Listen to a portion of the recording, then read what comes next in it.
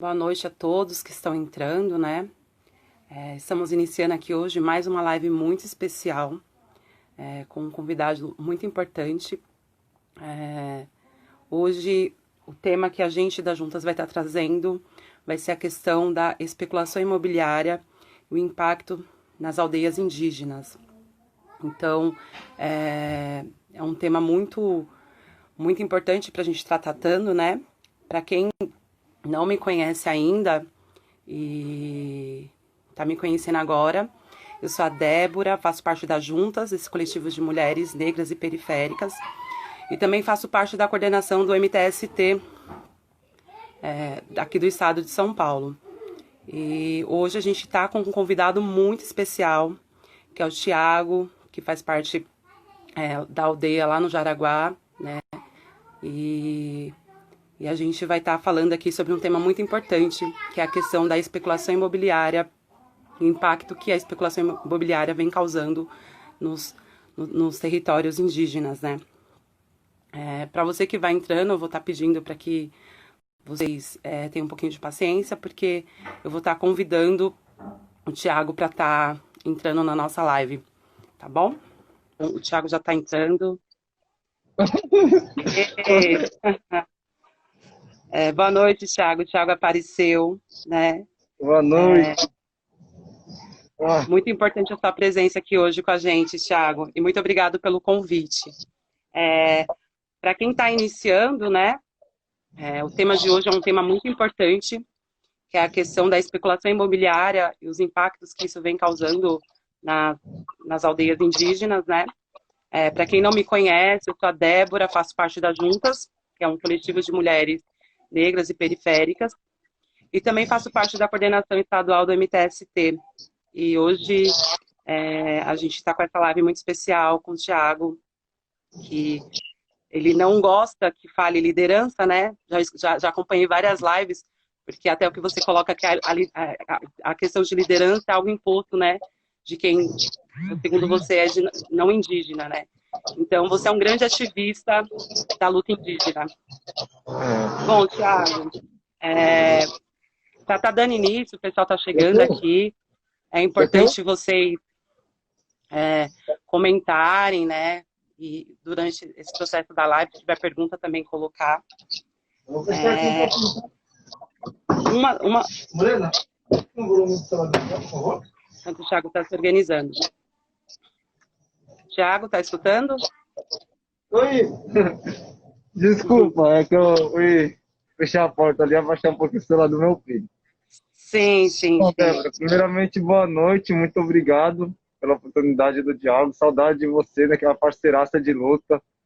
Galera do MTST também, que sempre está com a gente aqui, enfrentando não só a especulação imobiliária, mas também todo esse sistema que é, é de alguma forma devorador, né, com o nosso povo, a destruidor. Sim, Então, é muito importante que a gente faça essa união, que nós tenhamos essa união para que a gente possa suportar tudo que vem pela frente, né?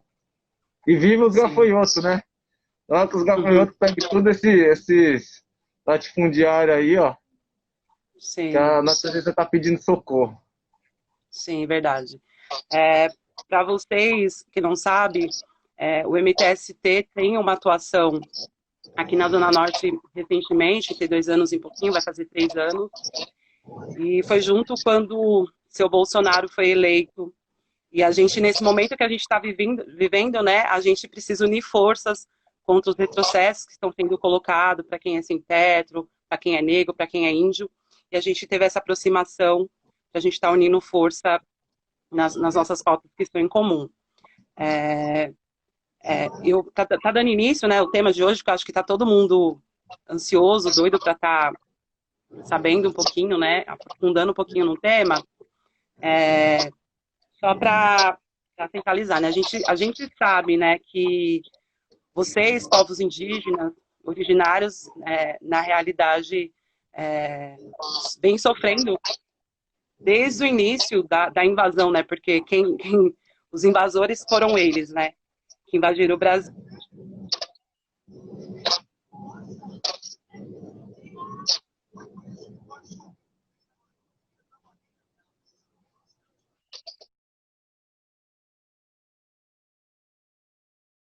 vocês que foram violados por quase mais de 500 anos, né?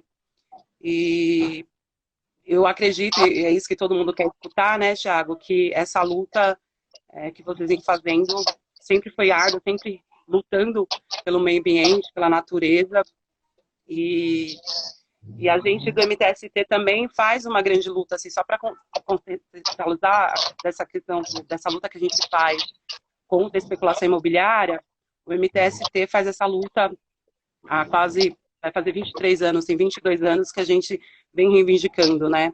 Desde o processo da industrialização, onde o povo pobre morava no centro e cada vez mais foram jogados para a periferia para favorecer essa questão da especulação imobiliária e também a luta que a gente faz denunciando os terrenos vazios e ociosos, né?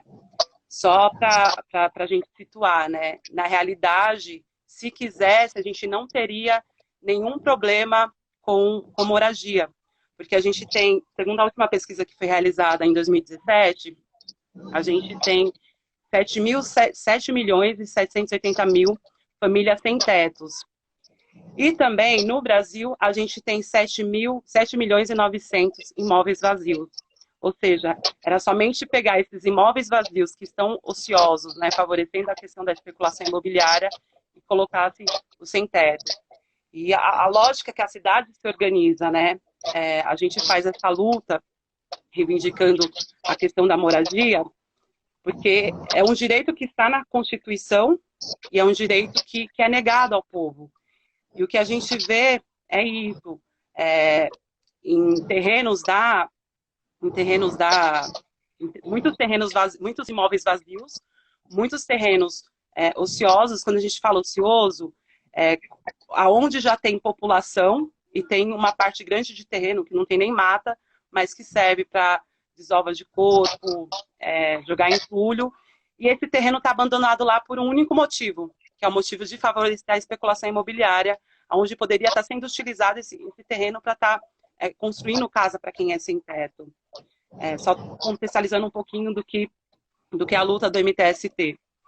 E é isso que a gente sofre. E também, com essa lógica da especulação imobiliária, também vocês sofrem, né, e é isso que eu queria que você colocasse um pouquinho, porque também eles vêm cada vez mais avançando em conservações ambientais, desmatando floresta, para estar favorecendo. E, recentemente, vocês travaram, logo no início do ano, uma luta que foi muito importante, que eu acho que seria interessante você estar colocando aqui, que foi a luta que vocês travaram contra a consultora Tenda, e teve avanço, né?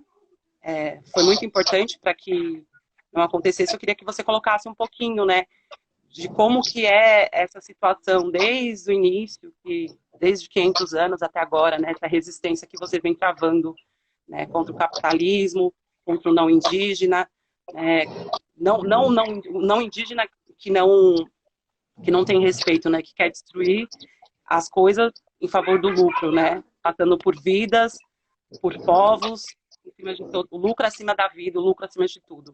Então a palavra está com você, Thiago. Maravilha, Débora. Muito obrigado. Bom, para quem não me conhece, eu sou o Thiago Henrique Caraí de Ecupé. Eu sou ativista guarani do território Jaraguá. Por muito tempo fui considerado como liderança dentro do território, e aí eu vou até explicar isso, né? Que para mim, liderança não é algo negativo, né? Mas na conjuntura que vivemos, né? Nessa ideia de líderes que ocupam cargos e que acabam sendo ditadores, não é o caminho que eu sigo, né? Então, de certa forma, sim, nós lideramos movimentos, nós lideramos atividades, mas essas lideranças não são lideranças eternas, não são lideranças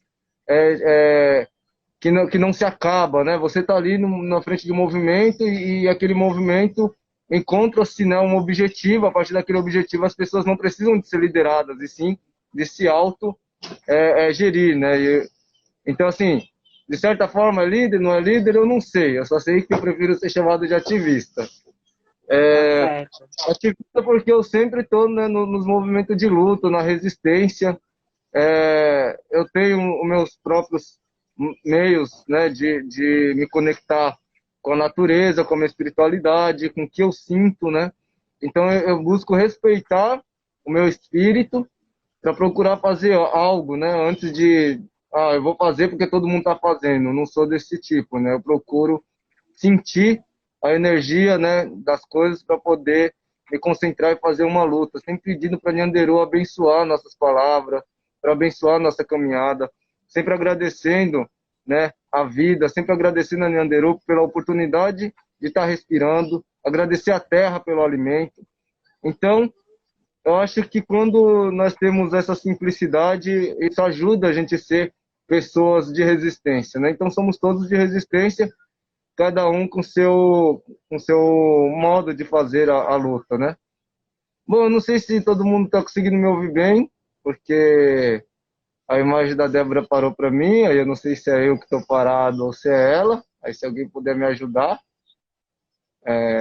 Bom, eu não sei se o pessoal está me ouvindo bem, se alguém puder mandar.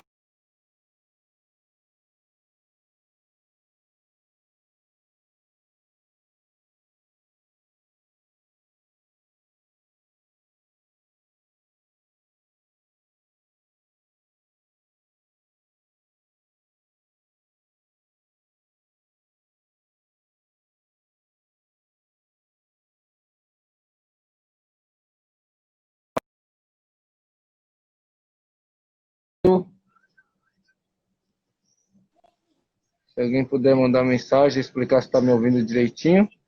Débora, você está conseguindo Deu me uma ouvir direitinho? pausada no vídeo, mas voltou, Thiago.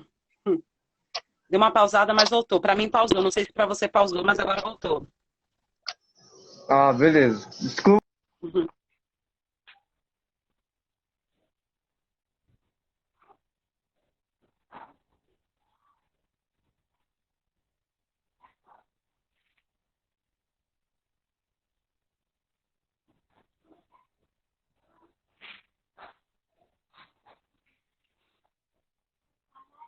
Será se é? Não sei se as pessoas estão conseguindo me ouvir bem, se a minha internet está muito ruim. Thiago, Vou tentar. voltou. Deu mais uma parada, mas agora está tranquilizado para gente. Estão falando aqui que voltou, tá bom? Tá, eu estou tentando usar o Wi-Fi aqui, mas. Enfim, Sim. eu pertenço à terra indígena Jaraguá. A terra indígena Jaraguá ela tem 6 núcleos de aldeias, né? É a Tecoaltu, Puaú, Uporã, Tecoa Itaindu, Tecoa Itauerá e a Tecoa Itacupé, onde esse final de semana ocorreu um incêndio, né? E que com Sim. muita dificuldade conseguimos apagar aquele incêndio. Foi difícil, porque nós estávamos ali sem ferramentas, né? Em alguns momentos tinha que apagar o incêndio na mão, literalmente na mão, era colocar a mão na brasa e jogar para cima e tentar fazer o fogo apagar. Foi muito difícil. Os bombeiros chegaram a vir até a aldeia, mas aí não conseguiram, acharam difícil acesso. A equipe que veio mais tarde estava de mau humor, né? Mas no dia seguinte a gente teve bom entendimento com os bombeiros que vieram no dia seguinte, fizemos um trabalho excelente juntos e demos finalização ao incêndio que estava ocorrendo dentro do nosso território. Bom, a terra indígena Jaraguá então tem a Tecoatu, né? A Tecoatu é onde a minha família ali se instalou, né? Após o meu avô e a minha avó ter vindo para cá para o Jaraguá, descansar da luta que eles faziam já, né? Na época deles ali, na em plena ditadura militar, quando nós, povos indígenas, não éramos vistos como sujeitos de direito, então era muito difícil para nossos antigos conseguirem fazer a luta, né? A luta ela era muito mais árdua, porque você não tinha direitos, você não tinha uma constituição, você era tutelado por um governo, né? A SPI, que era o Serviço de Proteção ao Índio, tutelava os povos indígenas. Depois da Constituinte brasileira, nós passamos a ser sujeitos de direito, né? E aí dentro da Constituição foi garantido o artigo 231 e o artigo 232, né? Que nos garante a nossa língua, nosso modo de vida, a nossa cultura, a defesa dos territórios, né? A proteção dos territórios pela União, a participação do Ministério Público Federal em defesa dos direitos dos povos indígenas, né? Em suas ações, enfim. Só que a demarcação da terra indígena Jaraguá, no caso a Tecoatu, ela ocorreu em 87, em 14 de abril de 1987. E isso foi ruim, né? Porque não tinha uma Constituição brasileira, então não tinha uma forma de se demarcar, não tinha uma regra, né? E aí, a regra que eles usaram foi a seguinte: bom, demarca um pedacinho minúsculo para aquele povo viver e grila, né? O restante do território, ou seja, né, eles não deixaram aí o governo da época numa situação de muita vulnerabilidade, porque nosso território foi demarcado apenas com 1,7 hectares, sendo a menor terra indígena demarcada por um governo na América Latina, na América do Sul inteiro, né? O governo brasileiro foi o único que teve a audácia de demarcar um território tão minúsculo para uma comunidade indígena fazer a manutenção da sua vida e da sua cultura. Após a Constituição brasileira, nós passamos a ser sujeito de direito, então passamos a reivindicar que houvesse uma atualização de limites do nosso território, né?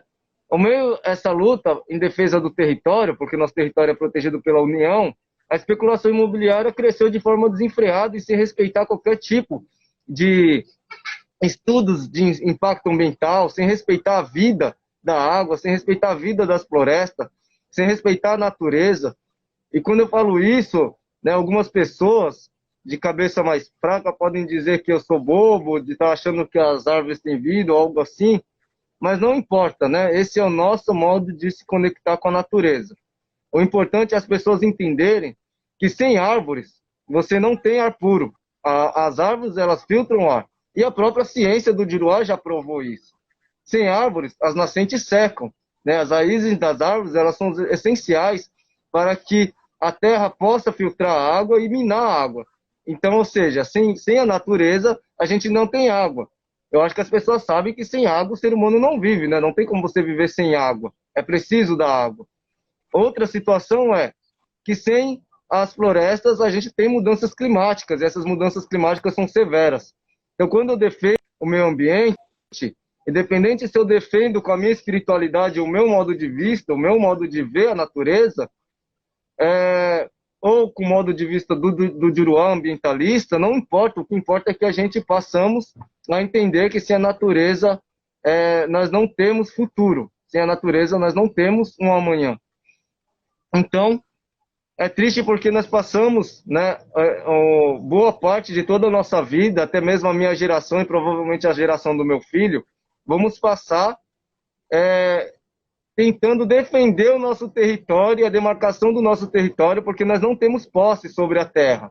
A terra Guarani, ou a terra Caigangue, ou a terra Xoclém, enfim, qualquer terra indígena, ela é demarcada pela União e protegida pela União, ou seja, ela é do Estado, né? Ela é do governo. E nós, povos indígenas, somos protetores, somos guardiões, né? Nessa terra nós vivemos, nessa terra nós fazemos a manutenção da nossa cultura, e nessa terra nós praticamos a proteção de toda a vida que existe. Além da nossa vida, que seria a vida humana, existe a vida dos animais, existe a vida não humana, que precisa ser preservada e precisa ser respeitada. Então, a especulação imobiliária cresceu demais em torno dos nossos territórios, várias chácaras foram criadas aqui, né, ao nosso lado, dentro da própria terra indígena, e após a Constituição a gente pediu uma atualização de limites, onde foi feito um estudo antropológico, um estudo feito pela FUNAI, com uma portaria declaratória, reconhecendo 532 hectares de terra tradicional Guarani aqui na terra indígena Jaraguá, no Pico do Jaraguá. Então, de 1,7 hectares, a partir de 2010, o nosso território passou a sofrer um processo de atualização de limites para 532 hectares, sendo também esses 6 núcleos de aldeias, né, que eu citei há pouco. Após conseguir, né, essa demarcação, lutar para que o governo petista ainda, o José Eduardo Cardoso, assinasse a nossa demarcação, nós conquistamos a proteção do território. Mas aí veio, né, o governo do Estado com uma judicialização em nosso território, dizendo que não reconhecia o território e fez um mandado, um mandado de segurança contra a portaria de demarcação assinada pelo ministro José Eduardo Cardoso, através de muita pressão da nossa comunidade, que ele assinou essa portaria, porque ele alegava que se ele assinasse, ele falava assim, Ah, eu não assino a demarcação de vocês, porque se eu assinar a demarcação de vocês, o governo vai lá e vai judicializar. Ah, vai vir os poceiros, vai vir as pessoas que querem a terra de vocês e vão judicializar. E aí é onde que nós é, dizíamos a eles, né, que nós não somos mais tutelados e que o dever dele era de assinar a demarcação e o nosso dever de proteger o território. Que se tivesse que proteger na justiça, nós iríamos proteger. E se que tivesse que proteger com nossas vidas, nós iríamos fazer. Dessa forma, nós conquistamos a demarcação e aí veio a judicialização do governo do estado com o governador Alckmin, né? Nem lembro mais o primeiro nome dele, acho que é Geraldo Alckmin, né? Então, esse Isso. governador aí, ele, ele fez, né? O seu governo fez um mandado de segurança contra a demarcação e estava judicializado, estava para o Supremo Tribunal Federal julgar a situação. E houve o golpe, né? O famoso golpe aí em cima da presidente Dilma. O Michel Temer foi lá e conseguiu surrupiar a faixa presidencial dela. E nós da aldeia ficamos como? Ficamos numa situação de mais vulnerabilidade, porque aí nós tínhamos um governo federal que era contra os povos indígenas, no caso o governo PMDB, e tínhamos um governo estadual, né, o governo PSDB também contra a demarcação da terra indígena de Araguá. E nós ficamos sem saber o que fazer, até que um dos ministros do Supremo, se eu não me engano, foi o Dias Toffoli, se eu não me engano. Bom, não vou lembrar agora qual dos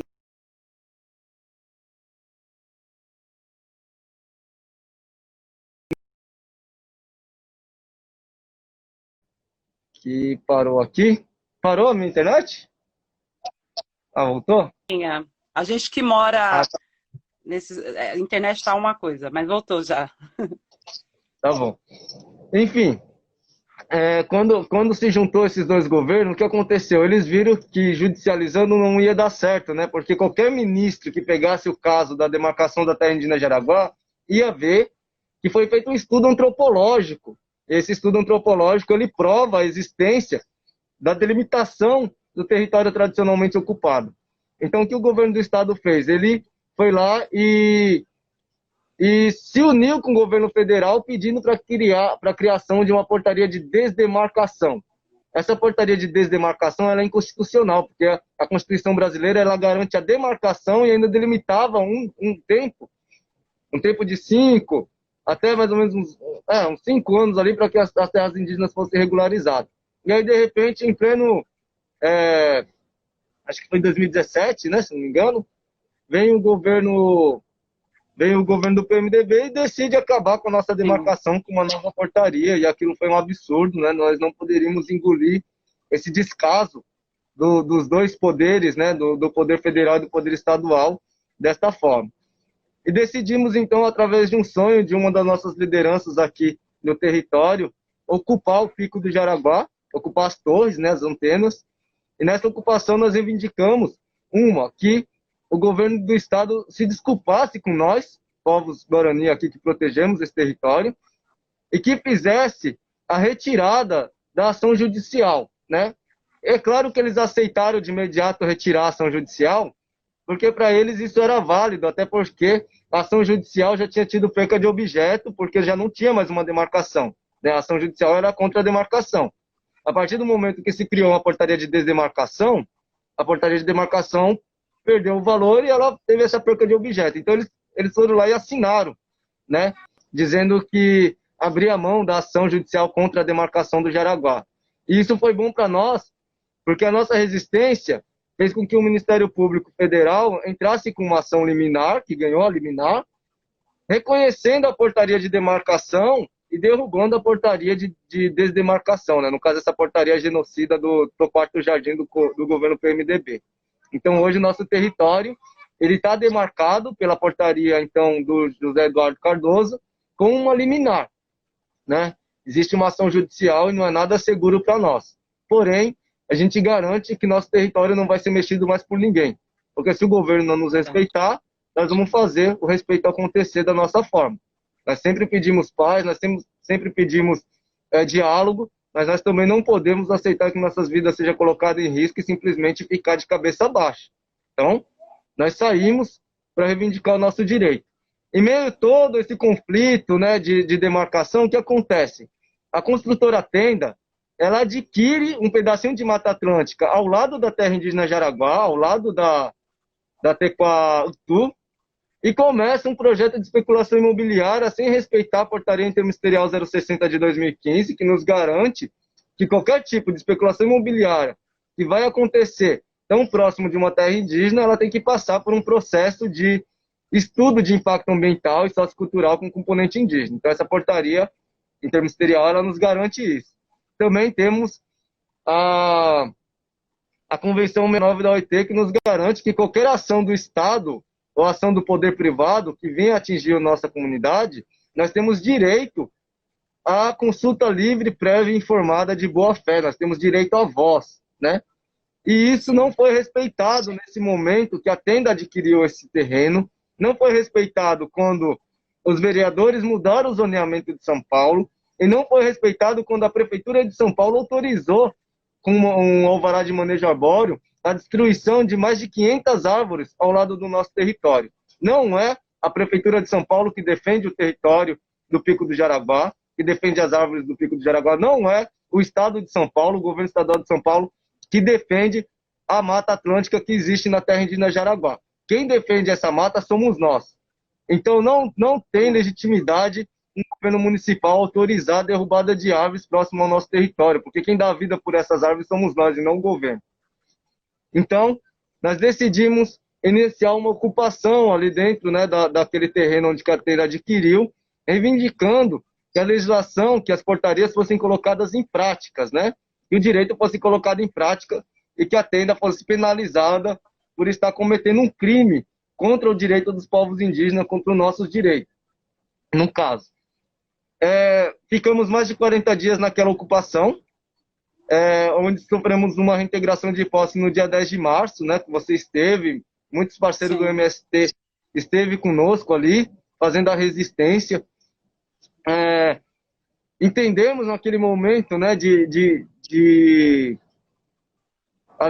conflito entre a comunidade indígena e a polícia militar, que aquele conflito não era legítimo também, porque a juíza que expediu a reintegração de posse era uma juíza do âmbito estadual.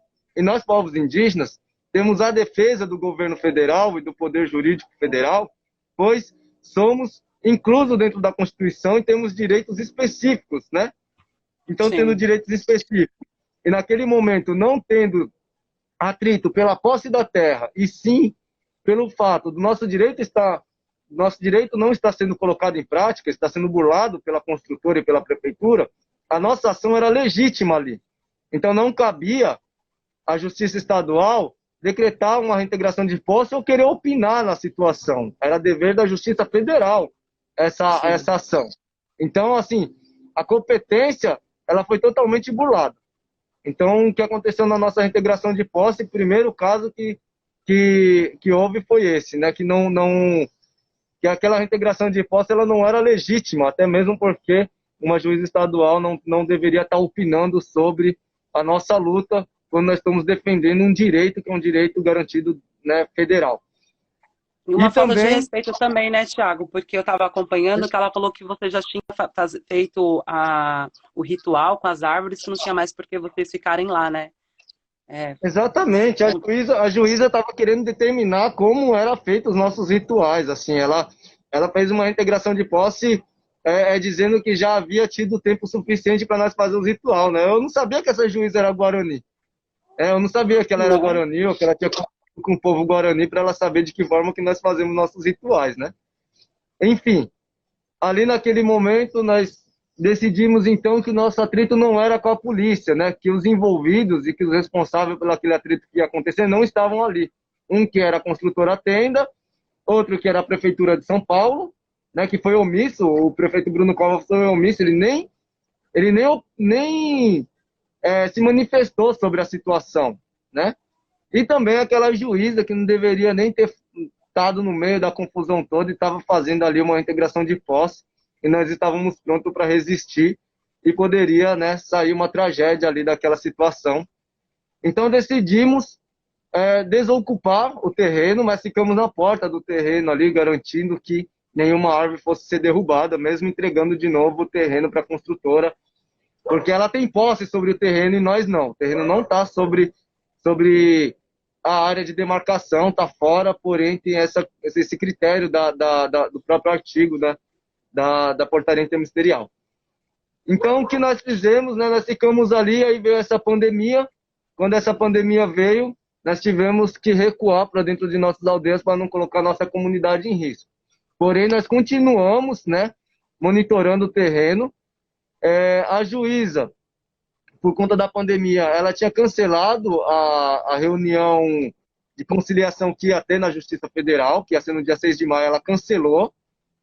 E de contrapartida, ela bloqueou todas as ações da tenda naquele terreno, ou seja, ela fez ela embargou a obra por tempo indeterminado, né, por conta da pandemia, por conta da gente não conseguir ter a reunião para poder tratar do assunto. E aí houve aquela confusão no governo federal, uma reunião ministerial que veio a público, onde os ministros insultaram muito nós, povos indígenas, né? Damares dizendo que nós, povos indígenas, pegamos Covid de propósito para prejudicar o governo. O outro ministro dizendo que odeia o termo povos indígenas, que não existe povos indígenas, que é um povo só. E também, né, o ministro do Meio Ambiente dizendo que precisava aproveitar o momento da pandemia como cortina de fumaça para passar a boiada, ou seja, para enfraquecer as legislações ambientais, as legislações federais que defendem os povos indígenas. Dessa forma, enquanto as pessoas estão preocupadas com a pandemia e com as milhares de mortes que estão acontecendo, os nossos territórios iam ser expostos, né, à especulação imobiliária, à especulação latifundiária, enfim, né, nós estamos expostos ali. Mas nós resistimos, né? Nós somos na justiça, nós deixamos claro que se de um lado nós temos um governo e do outro lado nós temos a pandemia, na pandemia a gente não pode bater, mas no governo a gente pode. Então a gente não ia aceitar que a boiada passava, né, que a boiada fosse passando e nós iríamos ficar sentados vendo a boiada passar. Se o ministro do Meio Ambiente achou que isso ia acontecer, ele estava muito enganado. Nós somos povos originários, nós somos povos que fazemos a manutenção da nossa cultura e da nossa espiritualidade de forma milenar e que não dependemos do Diruá para continuar existindo, né? Enquanto o prefeito vai passar, enquanto o governador vai passar, enquanto o presidente vai passar, nós, povos indígenas, sempre vamos continuar existindo, porque nós não vamos aceitar ser exterminados. E antes dos povos indígenas virem assumir, pode ter certeza que essa população que desmata, que essa população que mata, provavelmente sumirá bem antes de nós. Então, assim, nós continuamos a nossa resistência, nós continuamos lutando, né? Nós continuamos nesse contato com a natureza, pedindo perdão pelo que o Diruá faz com ela, pedindo para que ela tenha paciência, para que as pessoas venham aprender, né? Que sem a natureza nós não vivemos. Mais uma vez eu repito, se as pessoas não conseguem ter essa compreensão que nós temos, né, de entender que sim, que as árvores têm vida, né, que a água tem vida, que os animais são vidas e que são vidas que precisam ser respeitadas, que o vento é vida para nós, então que eles entendam que a natureza é essencial para que nós continuemos vivendo. Mesmo essas pessoas egoístas que se acham soberanas, que se acham, né, acima da natureza. Nós não somos acima da natureza, nós somos a própria natureza. É preciso que as pessoas entendam isso. Nós oferecemos para a construtora Tenda, depois de muito diálogo, uma oportunidade de trégua, que seria o quê? Ela ir construir esse projeto de especulação imobiliária nesses terrenos abandonados que tem na cidade. Existem vários prédios, como você falou, como você mesmo sabe. Existem vários prédios abandonados, existem vários galpões aí abandonados que a Tenda poderia construir lá e não precisaria estar desmatando o nosso território. E a Prefeitura de São Paulo poderia dar a transferência de potencial construtivo para a Tenda, poderia estar indenizando a Tenda, e naquele local onde nós estávamos ocupando, onde a Tenda adquiriu com a intenção de derrubada mais de 4 mil árvores, né, que eles tiveram o alvará de manejo arbóreo para 500 árvores, mas o interesse era muito maior, nós iremos, né, nós não é que nós iríamos, né, nós vamos fazer. Nós vamos fazer a criação de um parque ecológico naquele local. E esse parque ecológico, ele vai ser um parque municipal, público, para que o não indígena venha aprender com nós da comunidade como cuidar das abelhas nativas sem ferrão, como cuidar de uma agrofloresta, como cuidar de uma bacia de evapotranspiração para tratamento ecológico de esgoto, como fazer casa de permacultura ou bioconstrução. Então, dessa forma, nós queremos fazer alianças com o Juruá, né? Convidar os parceiros catadores, né? Que fazem reciclagem, para vir ensinar também dentro desse parque a nossa comunidade, aqueles que queiram aprender sobre reciclagem, porque está mais que no momento, já passou da hora da população entender que o mundo não aguenta mais tanta poluição e tanta destruição. Se continuar assim, não é só os gafanhotos que vai vir comer as lavouras. Se continuar assim, não vai ser só as pandemias que vai vir tirar o ar do pulmão das pessoas, né? Se continuar dessa forma, se as pessoas não começarem a compreender que cuidar da natureza é cuidar da vida, é cuidar do futuro, nós não teremos mais um futuro. E é muito importante que as pessoas comecem a entender isso. E nós estamos procurando mostrar esse caminho para as pessoas, mostrar que existem outras formas. Que a simplicidade de uma casa de barro, que a simplicidade de você comer uma comida que você vai lá e colhe, ela traz muito mais alívio, muito mais felicidade, muito mais qualidade de vida do que esse mundo artificial, do que essa carne cheia de hormônio, né? Do que esse alimento cheio de agrotóxicos, do que essas bebidas cancerígenas que consomem todo dia, né? Outro dia as pessoas me perguntou o que eu acho sobre a liberação da maconha. Eu olhei para a pessoa e falei assim, o que você acha sobre a liberação da Coca-Cola? Né? Porque, meu Deus do céu, eu não consigo entender como é que o não indígena consegue ser tão ignorante em relação ao que ele mesmo consome, ao que nós estamos consumindo no nosso dia a dia. Nós estamos respirando fumaça de carro, porque essa fumaça, quando ela entra no nosso pulmão, ela faz um estrago, sabe? Eu não preciso ser médico, eu não preciso ser biólogo, eu não preciso fazer faculdade para me entender que sem a natureza a gente não tem vida. É simples, é só observar. E a Amazônia está pegando fogo, a Amazônia está sendo devastada pelos madeireiros, pelos garimpeiros, né?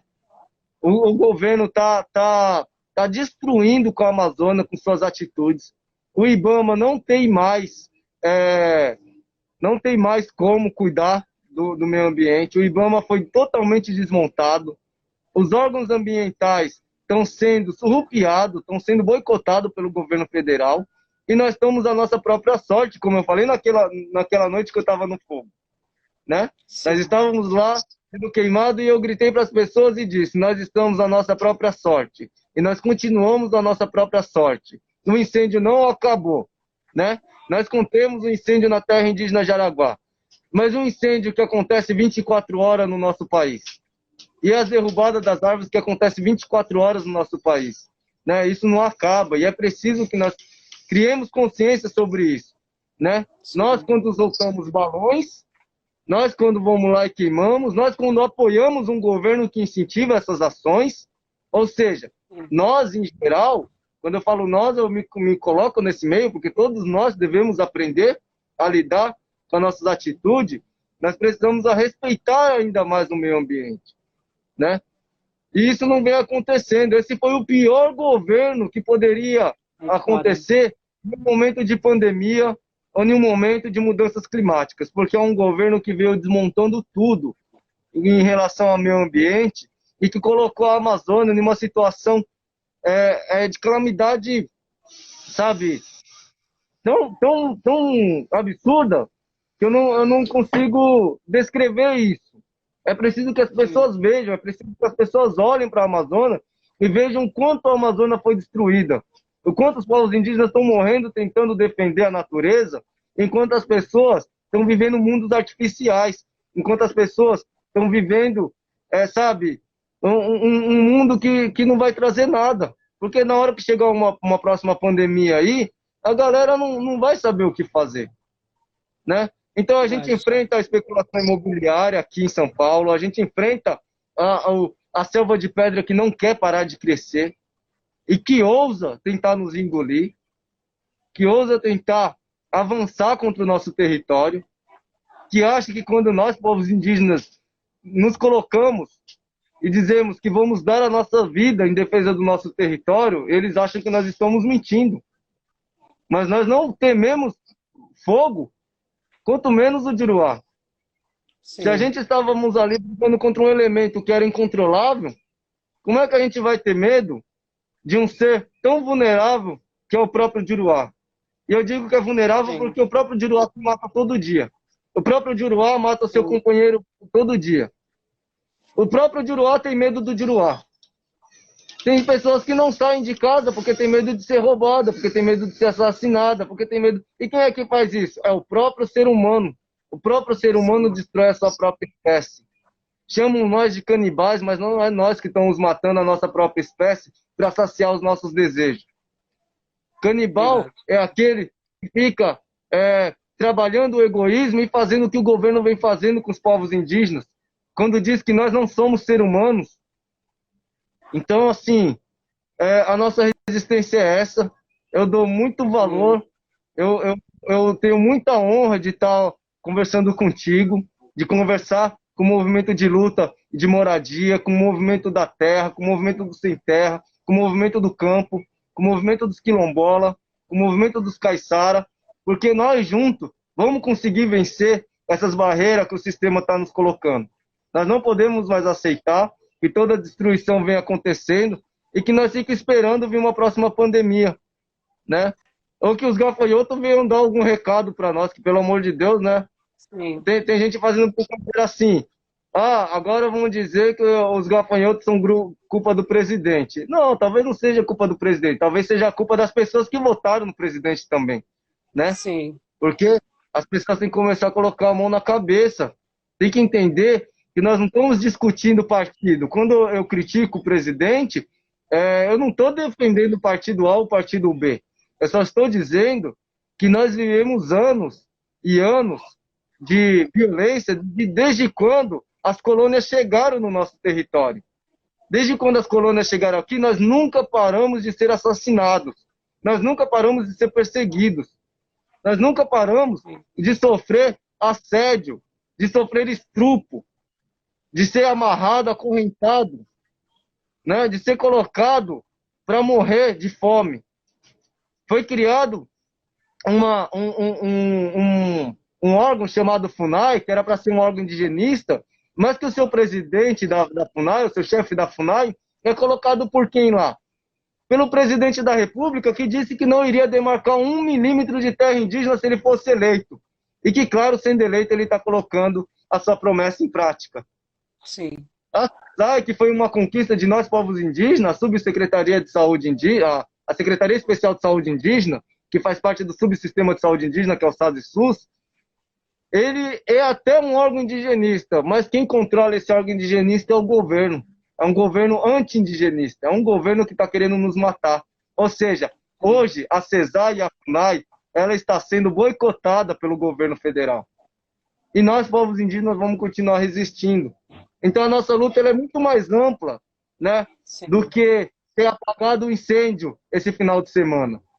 Ter colocado a nossa vida em risco para apagar esse incêndio final de semana, né, talvez tenha servido para mostrar para o Juruá que diariamente nós estamos colocando a nossa vida em risco para defender um bem comum que é de todos nós, porque a terra indígena, como eu falei no começo da live, a terra indígena ela é uma terra protegida pela União e nós indígenas não temos posse sobre a terra. Ou seja, defender a demarcação de um território indígena, né, proteger uma terra indígena é proteger uma área em comum, um patrimônio da humanidade. Nós, povos indígenas, nos enxergamos como patrimônio da humanidade porque nós nos enxergamos como natureza. Nós entendemos que sem nós a humanidade não viveria. Porque sem nós, defendendo a natureza, quem iria defender? Se o Juruá está tão egoísta pensando no dinheiro, sendo que o dinheiro não vai salvar a vida de ninguém. Então, é importante que as pessoas consigam entender isso. Nós não estamos aqui querendo discutir raça, nós não estamos querendo discutir economia, nós não estamos querendo discutir a política do Juruá. Nós só estamos querendo fazer com que as pessoas entendam que existe lutas maiores do que elas estão enxergando, que é preciso entender que nós, povos indígenas, e que os povos negros que foram trazidos como escravos nesse país, nunca foram libertados. Nós nunca fomos libertados desse sistema. Nós sempre vamos ser mortos, nós sempre vamos ser pisados, nós sempre vamos ser jogados na lama, enquanto nós aceitarmos esse sistema corrupto, esse sistema que ou é de um que tem sítio em Atibaia ou é de um que é miliciano, seja lá de quem for. Não importa para mim, eu não vou defender político. Não importa quem seja. O que importa e que é muito claro é que nós estamos perdidos com essas pessoas. Essas pessoas não estão nos representando como deveria. O PT não fez reforma agrária. O PT não barrou a usina de Belo Monte, né? Então, infelizmente, a gente não tivemos governo ainda que veio fazer algo de bom pelo nosso povo. Eu tenho muita simpatia por alguns políticos ainda, pelo Suplicy, pelo Boulos, pela a Sâmia, né, pela Chile Pancará, que é uma indígena, que é deputada estadual, a própria Mônica Sejas. Eu tenho um carinho enorme por essas pessoas e confio nelas. Eu espero que se um dia, né, elas conseguirem mostrar a sua visão de política,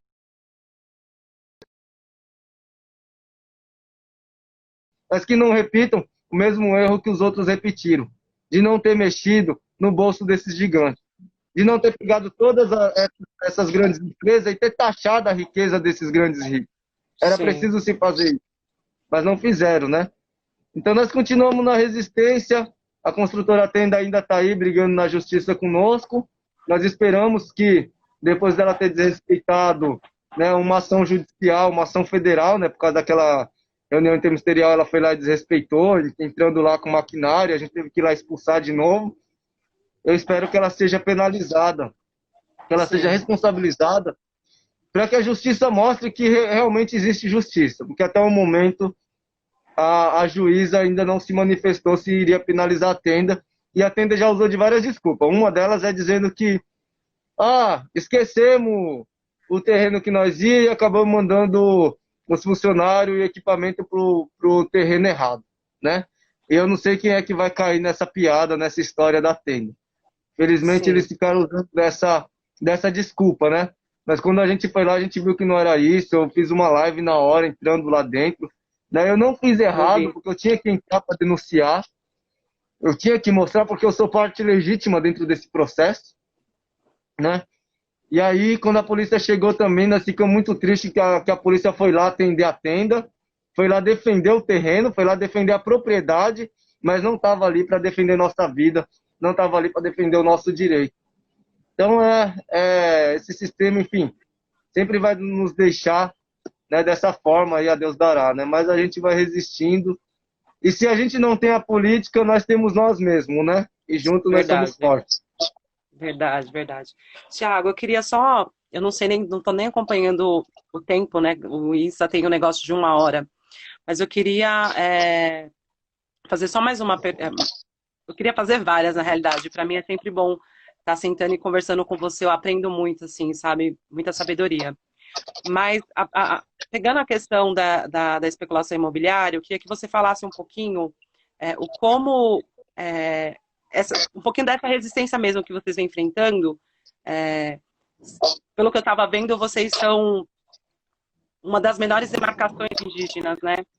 E ainda está na capital de São Paulo, sofrendo todo tipo de força do capitalismo. Prova viva disso foi a questão da construtora Tenda e tantas outras lutas que vocês vêm travando para defender a demarcação, que é até bizarro que ter que fazer essa defesa, sendo que vocês são os povos originários, quem estava aqui antes do não indígena chegar.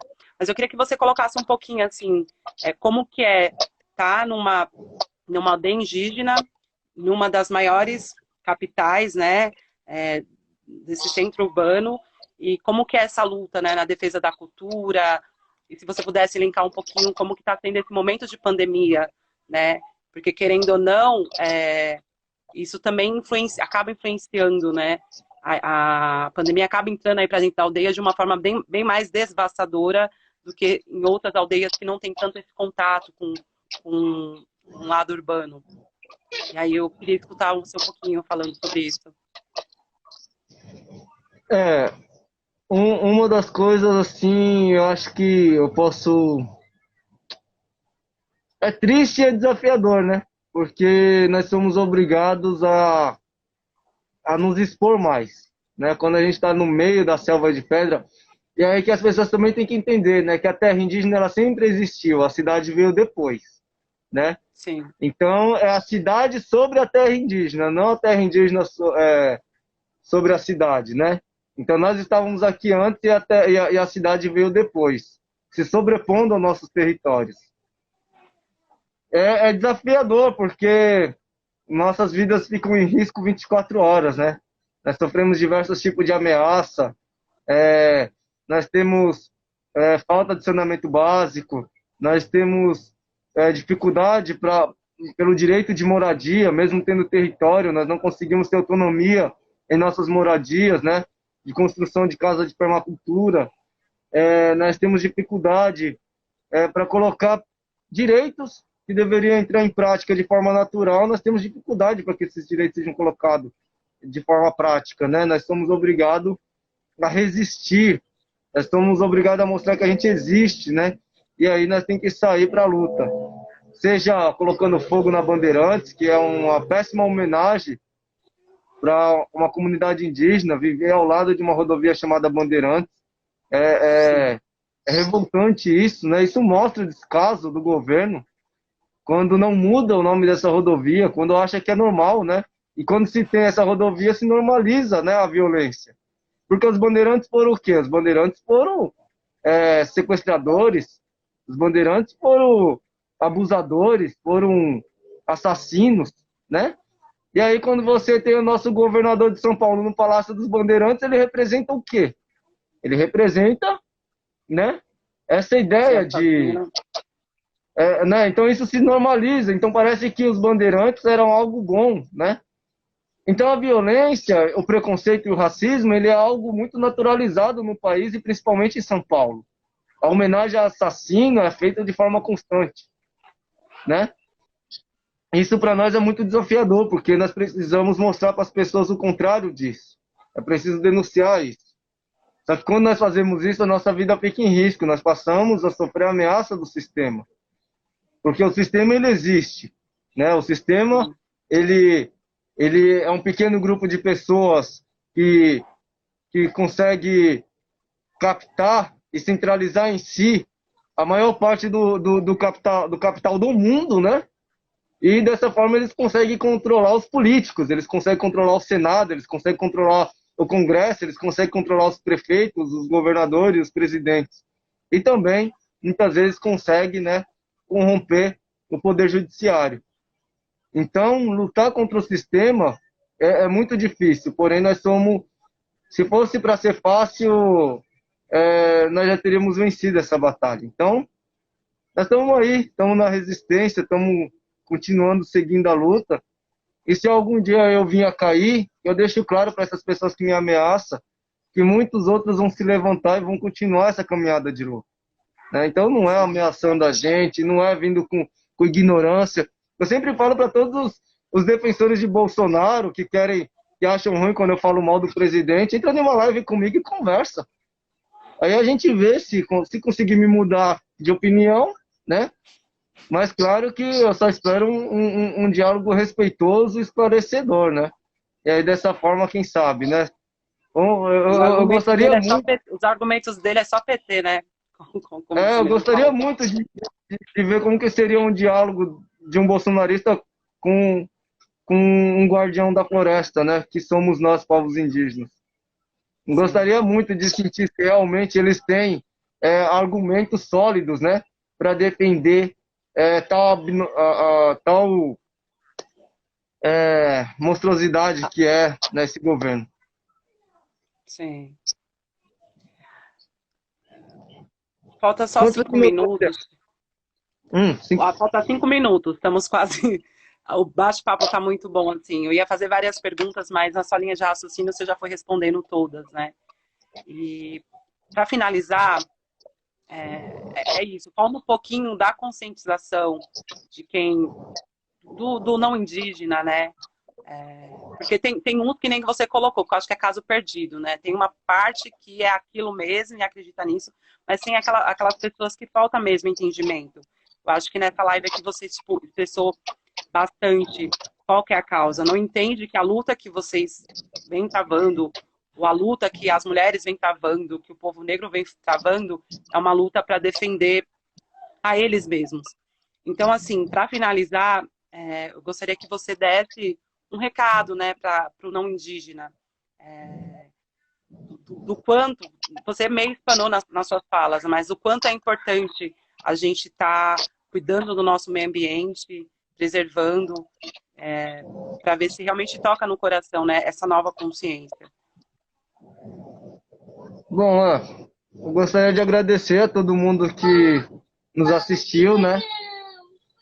Foram aí em torno de 25 pessoas, como estou vendo aqui agora, 26, enfim. Gostaria de agradecer muito as pessoas que participaram e que vêm nos acompanhando. Dizer que a melhor forma de nos ajudar no momento é divulgar essas lives, é divulgar esse diálogo, é divulgar essa reflexão e passar a fazer diferente, né? Não adianta mais as pessoas dizer que defendem o meio ambiente e joga o lixo no chão, joga o plástico no chão, deixa o plástico por aí, né? Joga a bituquinha de cigarro no ponto de ônibus, enfim.